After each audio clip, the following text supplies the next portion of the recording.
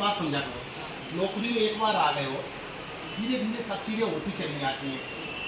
आज की स्थिति जवाब सही है, मान रहा है कि ऐसा नहीं होता, लेकिन तुम्हें ईमानदारी बता रहे कलेक्टर ऐसी बात कर रहे हैं आप, ऐसी कोई हम पे सीओ जनपद का चार्ज, एसडीएम का चार्ज, जिले का चार्ज, तो भाग दौड़ में हमें रहना पड़ता है। हमने ये भी कोशिश की है, कमिश्नर साहब को आज कलेक्टर साहब ने अभी फ़ोन लगाया थाने से, फिर उन्होंने जेडी को फ़ोन लगाया, हो सकता है कल पर तो फिर जेडी आपसे बात करने आएंगे। वो सारी चीज़ें लिख के ले गए, अपन ने जो यहाँ से डिमांड करी वो, और फुल प्रेस सीएमओ भी हम मंगा रहे हैं। फुल प्रेस सीएमओ आ जाते तो उन्हें क्या, देखो हमें सब चीज़ें पूछने पड़ती हैं।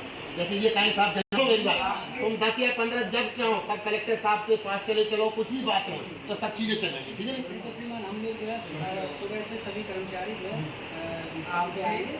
सुनो शाम को करो, आज को एक दिन बढ़ गया, वहाँ की सवेरे मेन बात क्या है, सब लोग चले गए हारे थके। अब सुबह अर्ली मॉर्निंग से सुबह से 6 बजे से आ जाते हैं, सुबह 6 बजे हमारी जिम्मेदारी, हम को 2 दिन में साफ और स्वच्छ रखेंगे हम लोग, हमारी जिम्मेदारी करने की अगर कहीं हम लोग अहद ना हो बस नहीं अभी, अरे तो भाई गारंटी हम लोग नहीं कोई, अरे और हम लोग इसी के भरोसे हम लोग और कोई काम कर नहीं सकते। नहीं बिल्कुल नहीं, ठीक है नहीं। और सीमान ड्राइवरों की वेतन है और हम लोगों की वेतन की है। चल बहुत बहुत धन्यवाद साहब, आपका जीवन हम लोगों को जुलाई में नहीं करवाओ, 4 महीने की तनख्वाह आप लोगों की हड़ताल क्लियर हो गई, खत्म? जी अच्छा, आउटसोर्स वाले हड़ताल खत्म कर रहे हैं या स्थायी कर्मचारी भी हड़ताल खत्म कर रहे हैं? आज हम सभी जो है जनपद में गए थे। माननीय कलेक्टर महोदय, एसडीएम महोदय और सभी आलाधिकारी सभी वहाँ पर बैठे हुए थे, तो हमने अपनी समस्याओं को उन्हें अवगत कराया।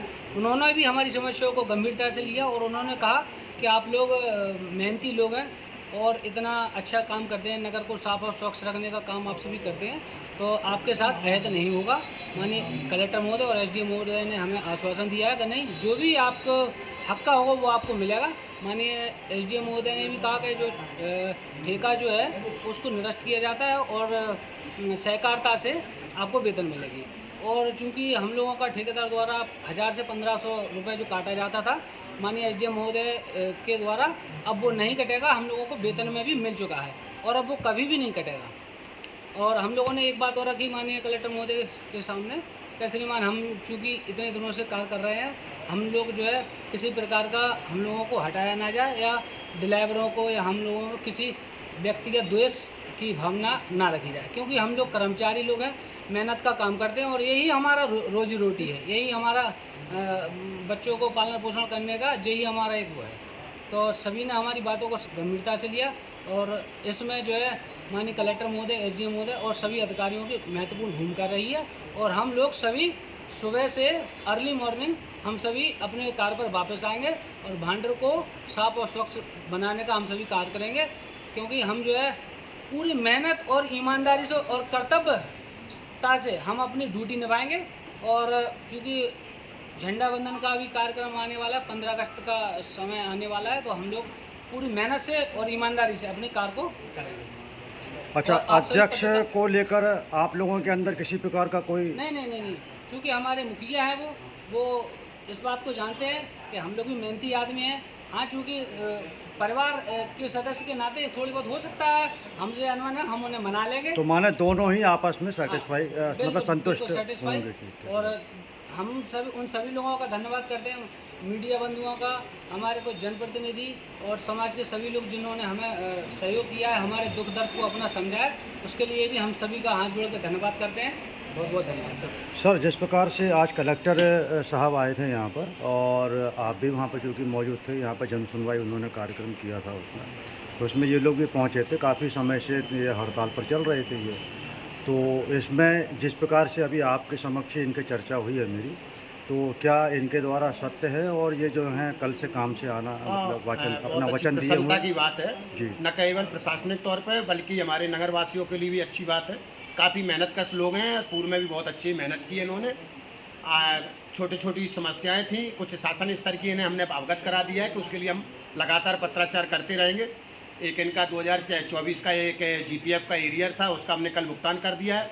इन लोगों ने एक डिमांड की थी कि प्राइवेट आउटसोर्स एजेंसी है, उससे थोड़ा परेशानी रहती थी, उसकी जगह हम सहकारिता के लिए कल पत्र जारी कर दिया है, उनके साथ हमारा अनुबंध हो जाएगा।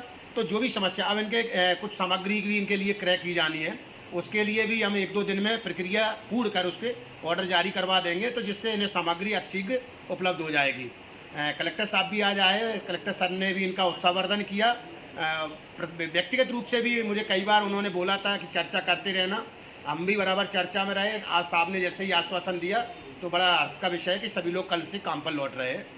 तो सर ये कहीं ना कहीं मिलाकर ये एक तरह से कर्मचारियों की इसको जीत मान के चला जाए कि बिल्कुल, उनकी बिल्कुल। जो मांगे थी काफ़ी समय से बिल्कुल। लंबित थी और इतना लंबा 1 महीने तक तकरीबन 2024 से जीपीएफ का एरियर रुकना बड़ी बात होती है। हम लोगों ने देखा कि ज़्यादा बड़ा अमाउंट नहीं था, लेकिन चूंकि इनका हक है, अब हम जो अगला हम लोगों को 10-15 दिन में जो इनका एनपीएस का पिछला जो कटौता है पूरी हम गणना करवाएंगे, एक एक करके कम से कम इन्हें अवगत कराएंगे कि आपका जो डिडक्शन है या आपका जो पेंडिंग है वो इतना है, तो कम से कम इन्हें पता रहेगा।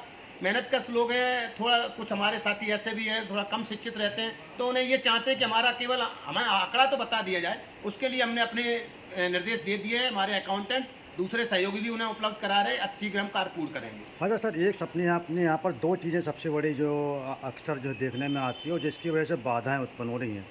पहला चीज़ तो है कि आपका नियमित सीएमओ का ना होना और दूसरा है कि यहाँ पर प्रशिक्षित अकाउंटेंट का ना होना।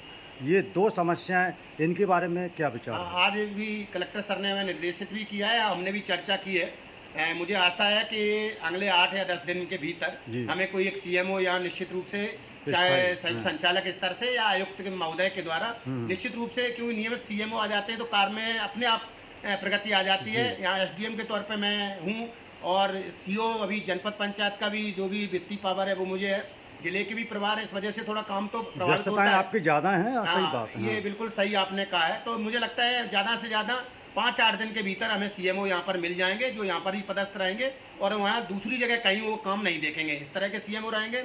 और अकाउंटेंट की बात है तो उसके लिए भी हम जिला स्तर से प्रयासरत हैं। पूर्व में जो कार्य करने वाले, हमने अभी परसों पत्र जारी कर उन्हें मांगा गया, अगर वो हमें मिल जाते तो हम लोगों की और जल्दी समस्याएं सॉल्व। क्योंकि अपने यहाँ का जो अकाउंटेंट है, प्रशिक्षित अकाउंटेंट है, उसकी सीमाएं वर्तमान में गुड़ा में ज़्यादा है। आपका बिल्कुल विषय सही है। इन लोगों ने भी कहा था, ये इनकी भी डिमांड थी कि सर वो अगर अकाउंटेंट उसको वापस बुलवाना चाहिए। बिल्कुल बिल्कुल, हमने पत्र इन लोगों के सामने इन्हें पता चला हो परसों ही जारी कर दिया है। जिला स्तर से निर्णय होकर उन्हें भी हम वापस चाहेंगे। बहुत बहुत शुक्रिया आपका सर।